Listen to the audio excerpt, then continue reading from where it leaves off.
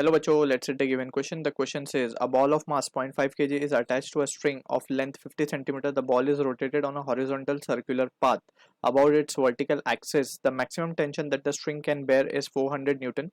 The maximum possible value of angular velocity of the ball in radian per second is option A 40, option B 20, option C 1000, option D 1600.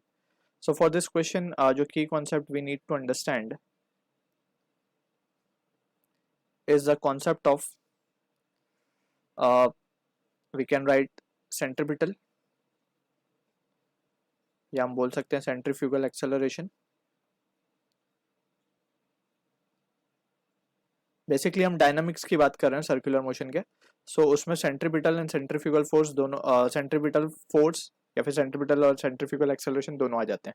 ठीक है, अब यहाँ पे इसका expression just हमें पता है. कोई भी पार्टिकल अगर सर्कुलर पाथ में है तो there will be unnecessary force required which is centripetal force. So यहाँ पे हम सेंट्रीपिटल फोर्स का फॉर्मूला भी लिख सकते हैं, mv²/r होता है, where r is the path of radius,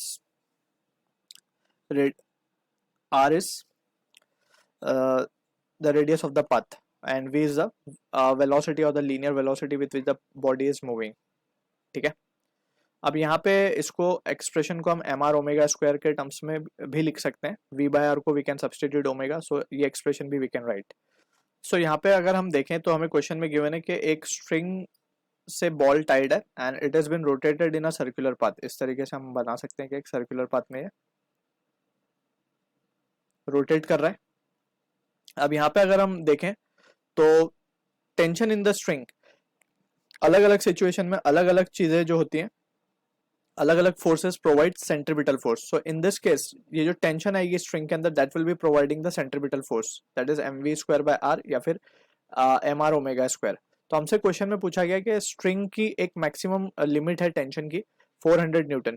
तो यहाँ पे अगर हम देखें तो maximum possible value of angular velocity, तो जस्ट अगर हम टेंशन को उस एंगुलर वेलोसिटी के टर्म से इक्वेट कर दें, so we will be having the maximum value of angular velocity. अब उसके ऊपर अगर एंगुलर वेलोसिटी हो जाएगी so the string may break.